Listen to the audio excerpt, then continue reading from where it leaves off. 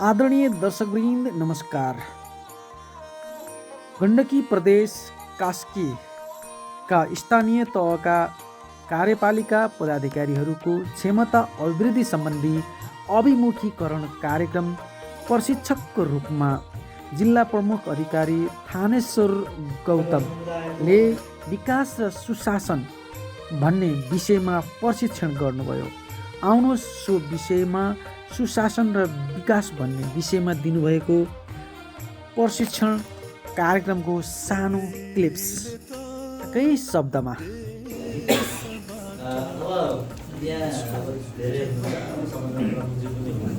मैले अब पार्टिसिपेन्ट्सको हिसाबले कुरा गरेँ होइन। अब विकास भन्नु भने के बुझिन्छ, सुशासन भन्नु भने के बुझिन्छ, के बुझिया छ, मैले त्यही तरिकाले कुरा गर्छु। कसैले एक दुईजनाले भन्नुभएको हुन्छ विकास भन्नु भने के बुझिया छ, सुशासन के बुझ्नुभएको छ होला। एउटा दुईवटा प्रश्न गरेँ। अब अर्को तेस्रो, यो च्याप्टरमा अहिले यो 1 घन्टा चाहिँ केमा छलफल हुन्छ होला जस्तो लाग्छ, केमा छलफल हुन्छ होला, केमा छलफल भइदिएको थियो भन्ने लागेको छ।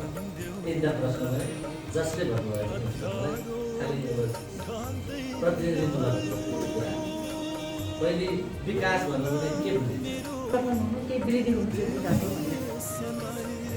कति मजाले हुन्छ एउटा यो प्रक्रिया हो। एउटा भौतिक विकास, मानवीय विकास होइन, व्यक्तिगत र भौतिक भनेको अब मुलुकको होइन के हो भन्दा यो सकारात्मक परिवर्तन एउटा प्रक्रिया हो। अब सुशासन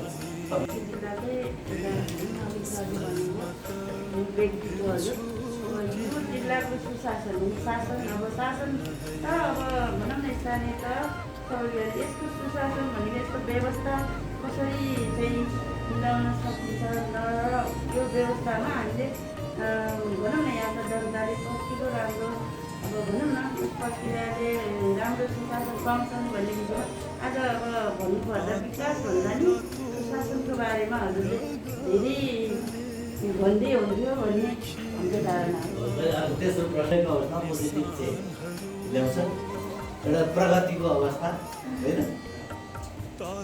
एउटा त्यसमा अझ राम्रो भएर जान्छ।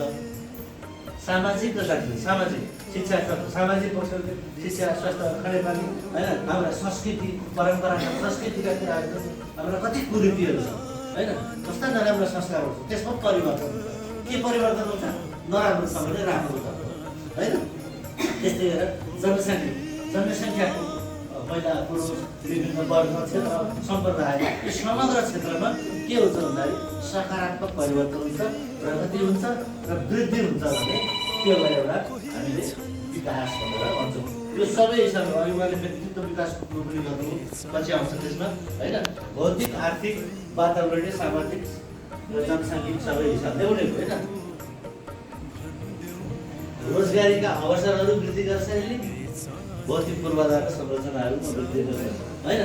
पहिलेभन्दा राम्रा बाटाहरू भयो भने अब विकास भयो होइन, पुल बन्यो भने विकास हुन्छ, विद्यालय बन्यो विकास हुन्छ, मान्छेले रोजगारी पायो, मान्छे बेरोजगार बसिरहेको थियो, रोजगारीका अवसरहरू वृद्धि भयो भने त्यो पनि एउटा विकास हो।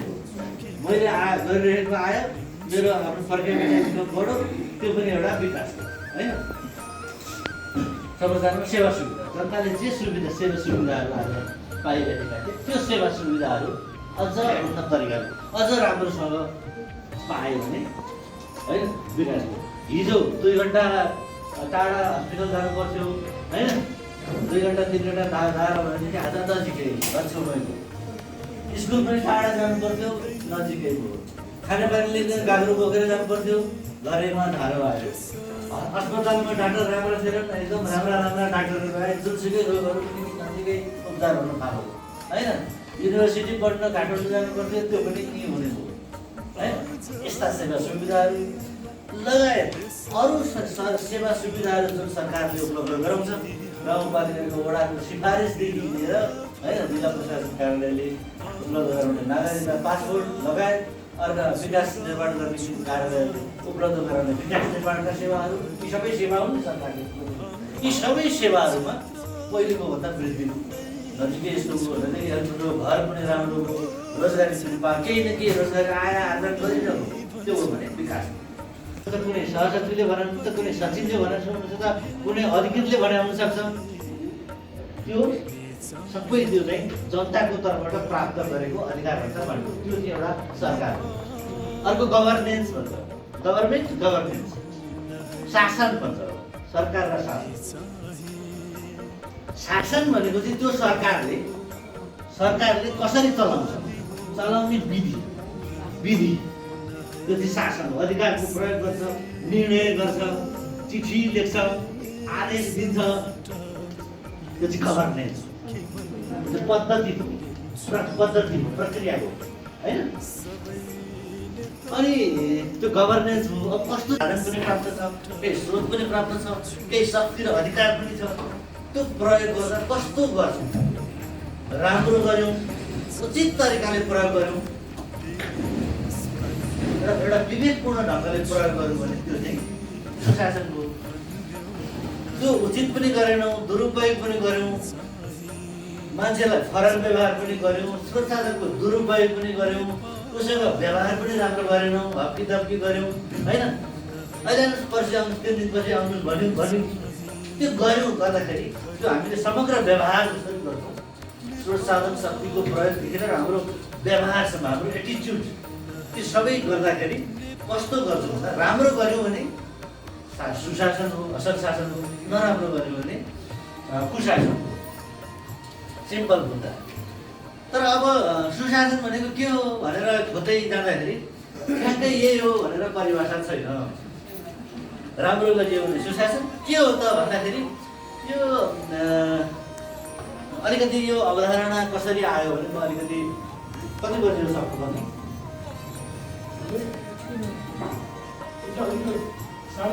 ल ठिक छ, होइन? यो अवधारणा पनि सुशासन कसरी आयो भने यो अवधारणा बाहिरबाटै आएको हो, बाहिरबाट विकास हुँदै आयो। यो गरिब मुलुक र विकासोन्मुख मुलुकहरूलाई विदेशी संस्थाहरूले, यी दात्री संस्थाहरूले पैसा वैदेशिक सहायतासँग आएको हो कि विदेशी सहायता दिनु थाले। यो अब अविकसित र विकासोन्मुख राष्ट्रहरूको एउटा अधिकार पनि भनिन्छ। धनी राष्ट्रले 70% उसलाई सहयोग गर्नुपर्छ, ऋण सहायता दिनैपर्छ। अनि युएनका संयुक्त राष्ट्रका विभिन्न संस्थाहरू भए उनीहरूले अविकसित र अल्पविकसित र विकासोन्मुख राष्ट्रहरूमा विभिन्न क्षेत्रमा पूर्वाधार विकास, मानव विकास, शिक्षा, स्वास्थ्य हरेक क्षेत्रमा लगानी गरे, सहायता उपलब्ध गराए। के आयो भनेदेखि पछिल्लो समयमा यो जुन विकासको अवधारणाको कुरा गरेर दिगो विकास, मानव विकासकै कुरा गरियो हामीले, होइन? के लगानी गर्छ भने चाहिँ अब भनौँ न दात्री के अरे बहुपक्षीय दात्री संस्था, विश्व ब्याङ्क, एसियाली विकास ब्याङ्क, अन्तर्राष्ट्रिय मुद्रा कोष, यस्ता संस्थाहरू, अन्तर्राष्ट्रिय संस्थाहरू तिनीहरूले त्यहाँ लगानी त गऱ्यो।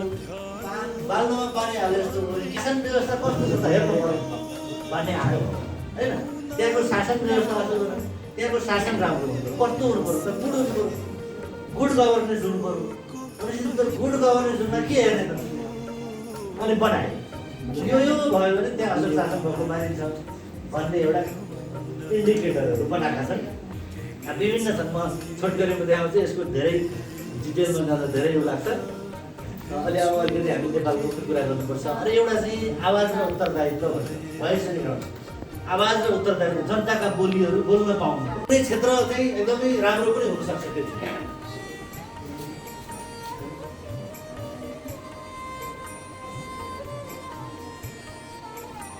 अहिले यो देउला नि संस्कृतिको अवस्था जति राम्रो हो त्यति चाहिँ सुशासन भएको अवस्था हो। सूचनाको हक थाहा छ नि, होइन? अहिले चाहिँ तपाईँ केही काम गर्नुभयो, सूचनाको सम्बन्धित व्यावसायिक गोप्यताको विषय, होइन, लगायत 5-6वटा कुरा चाहिँ कानुनले नै यो कुरा चाहिँ दिन मिल्दैन भनेको बाहेक तपाईँ सूचना माग्न आयो भने सूचना दिनुपर्छ। सूचनाको हकै गर्नु, होइन? संविधानमै सूचनाको हक छ। हाम्रो दलले त संविधानको प्रस्तावनामै भनिदिएको छ पारदर्शिता सुझाव, होइन? सरकारी निकायका है तपाईँको निजी कुरा पारदर्शी गर्नु पर्दैन। गोप्यताको हक पनि छ संविधानको। जति सार्वजनिक स्रोत साधन भएको ठाउँमा र सार्वजनिक इलेक्टेड हुन् अथवा कर्मचारीहरू सिलेक्टेड ती अधिकारीहरूले र कर्मचारीहरू अथवा निकायहरूको काम ती गर्नु हुँदैन भनेको बाहेक सबै कुरा पारदर्शी हुनुपर्छ। अँध्यारोमा भयो भने के हुन्छ, फटाइ हुन सक्छ। भोलि जनतालाई देखाउनु पर्यो, कसैलाई देखाउनु पर्छ, सुनाउनु पर्छ भने त सतर्क हुन्छ नि होइन। त्यसले करप्सन कन्ट्रोललाई पनि भ्रष्टाचार पनि नियन्त्रण गर्छ अनि उत्तरदायी पनि बनाउँछ। भोलि मैले जवाफ दिनुपर्छ है भनिसकेपछि उत्तरदायी पनि हुनुपर्छ हुन्छ। उत्तरदायित्वको अवस्था कस्तो छ अनि सहभागिता पनि भन्छ सुशासनमा। जति बढी पार्टिसिपेट हो, जति धेरै चाहिँ त्यसको सरकारवाला निकाय व्यक्तिहरूलाई सहभागी गराइयो त्यति राम्रो। किनभने धेरै सहभागी हुनु, दुईजना मात्रै मिलेर काम गरे अथवा एक्लैले गऱ्यो भने फटाइ गर्न सक्छ नि। धेरै मान्छे सहभागी भयो भने त्यहाँ त खराब काम गरेर समुदायकोलाई सहमतिमा लाने छ कि अथवा एउटा पक्षलाई एकदमै पाइ त्यही हो सुशासन। तर यी सबै चाहिँ उनले भनेको थिएन। विद्यालयको कुरो, मलको कुरो, ओखतीको कुरो गराएर शान्तिपूर्वक हिँड्न पाइयो।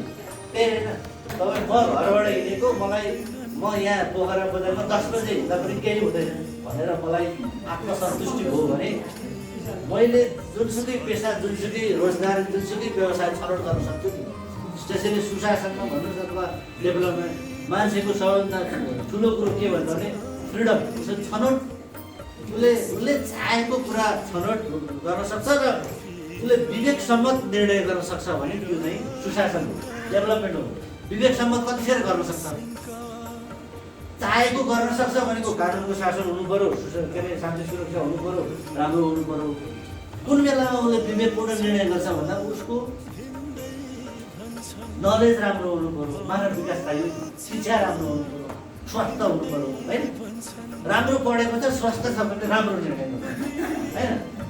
अब सिडी साहबलाई हामीले केही सोध्नु छ मुलुकको समग्र सुशासन अनि विकाससँग सुशासन जोडिएको यो समग्र विकास प्रक्रियामा सुशासन र विकास निर्माणका गतिविधिहरू गर्दाखेरि सुशासन भनेको त्यसैले सुशासन हजुरहरूलाई भने नेपालमा के कानुन छन्, संविधान के छ भनेको यो केही छैन, हामी व्यवहार राम्रो। अब उहाँले भने जस्तै सुशासन, सेवा प्रवाह, विकास होइन। अब त्यस्तो छ, उसको छोरीको जन्म दर्ता गरिदिनु पर्ने, तर उसको फेरि रेड चाहिने पासपोर्ट पनि छ जुन त पाउको। ऊ त खास गरी पासपोर्ट रातो आउँछ, नेपालको नागरिकता त त्याग्नु पर्दैन। यदि विदेशी नागरिक चाहिने पासपोर्ट रातो दिन्छ भने नेपालको नागरिकता हुँदैन। त्यस्तो अवस्थामा उसको के नागरिकता निकाल्न सकिन्छ र जन्म दर्ता गर्न सक्ने प्रक्रिया हुन्छ? बाबु विदेशी हो, बाबु नेपाली हो। बाबु नेपाली भयो भने उसको के बिहा दर्ता गरे बच्चाको जन्म दर्ता पनि गर्न सकिने, त्यसपछि गएर उसको छोराको नागरिकता पनि निकाल्न सकिन्छ। रातो पासपोर्ट हो।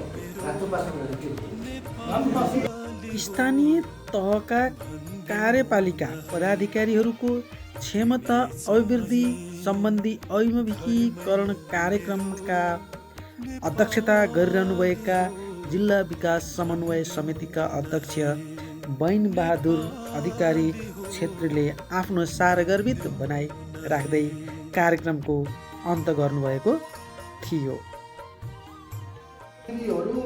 मैनबत्ती बन्नका लागि गर्नुपर्ने भएकामा भन्ने कुरो हामीले भुल्न हुँदैन। हाम्रो काम कर्तव्य कति हो भन्ने कुरो एउटा पाटो छँदैछ, त्यसमा रहेर हामीले काम गर्नुपर्छ त्यो छँदैछ। अर्को कुरो मैले पाएको अधिकारको कति इन्जोय गरेर कति जनतालाई सेवा पुर्याएँ भन्ने कुरो प्रमुख कुरो हो। त्यसमा हामी सबै लाग्नुपर्छ, लाग्नुभएको छ। कार्यपालिकाको सदस्यहरूको धेरै भूमिका मैले देखेको छु, हिँड्नु भएको, दौडिनु भएको छ, जनताको पिरोमर्का बुझ्नु भएको छ। तर जिम्मेवारी दिने कुरामा पटक पटक भनिएको छ, महानगरपालिकालाई पनि भनियो, गाउँपालिकालाई पनि भनिएको छ। तर अब त्यो अलिकति चित्त भन्छ नि, चित्त चाहिँ अलि सानै बनाइएको छ। चित्त भन्छ कि पित्त भन्छ के भन्छ है, चाहिँ अलि सानै बनाइएको छ। मैले अघि पनि भनेको निर्वाचन कुन प्रणाली है कसले भन्नु हो, हाम्रो वीरेन्द्र सरले भन्नु हो कि कसले भन्नु हो, भर्याङ चढेर गयो कि ढोकाबाट गयो कि झ्यालबाट गयो कि कताबाट गयो भन्ने होइन, तलमा पुग्यो। तलमा पुगेपछि त्यो के अरे प्रतिनिधि सभामा गइसकेपछि सबै सदस्य सराह गरेर हुनु भने हामी स्थानीय सरकार भन्छौँ भने के नगरसभाका सबै भनौँ न कार्यपालिका सदस्यहरू मन्त्री होइन र सबैलाई त्यो भूमिका दिन परेन र भन्ने कुरामा जिल्ला समन्वय समिति महासङ्घको पनि म गण्डकी प्रदेशको अध्यक्षको नाताले हामी त्यो लबिङमा लागेका छौँ। सक्रिय सहभागी भइदिनु भयो, कति कुरोहरूलाई पक्कै पनि त्यसले अब फाइदै भयो होला भन्ने अनुभूति गरेको छु। आगामी दिनमा पनि फेरि सम्भावना रह्यो भने हामी फेरि अर्को वर्ष पनि यस्ता कार्यक्रम गर्नेछौँ। यहाँ सबैलाई कोभिडको बेलामा सुरक्षित रहनु होला होइन। त्यो स्वास्थ्यको मापदण्ड तोडिएकै छ। अब फेरि यो यहाँ तोड्यो भने अब फेरि व्यवहारमा गएर त्यसलाई अप्नाउनु होला। यति कुराहरू राखेर हाम्रो कर्मचारी साथीहरूले एकदमै राम्रो भूमिका निर्वाह गर्नुभयो। जिल्ला समन्वय समितिको कर्मचारी साथीहरूले एकदम राम्रो तरिकाले यसलाई व्यवस्थापन गर्नुभयो। मेरो टिमको जिल्ला समन्वयको टिम उपप्रमुखदेखि लिएर सबै सदस्यहरूले एकदमै राम्रो तरिकाले आफ्नो कार्यक्रम सम्झिएर जुन भूमिका निर्वाह उहाँलाई बोल्न पनि दिइनँ मैले, किनभने हामी नै आयोजक हो, हामी नै किन बोल्ने भनेर जस्तो गरियो। आज पत्रकार साथीहरूलाई पनि हामीले 3 जना साथीहरूलाई पार्टिसिपेट उहाँले लेख्नु मात्र हुन्छ, के रहेछ त कुरो बुझ्न त गहिराइसम्म बस्नु नि तपाईँहरू भनेर आज तपाईँहरू जस्तै पार्टिसिपेट गरेर पत्रकार साथीहरूलाई पनि हामीले राखेका छौँ। उहाँले सहभागी अहिलेसम्म बस्दिनु भएको छ, एकदम धन्यवाद छ। रिपोर्टिङ लान पर्ने होला, दिन पर्ने होला आफ्नो आफ्नो उसमा होइन, तैपनि बस्दिनु भयो। उहाँलाई पनि मुली धन्यवाद दिँदै यहाँ सबै सहभागी साथीहरू अब आफ्नो आफ्नो ठाउँतिर लाग्नुहुनेछ। हस् त आदरणीय दर्शकवृन्द, आजको यो कार्यक्रमबाट मलाई पनि बिदा दिनुहोस्। हेर्दै रहनुहोला परिवर्तनन्युज.com। प्रकाश अधिकारी बिदा चाहन्छु। नमस्ते।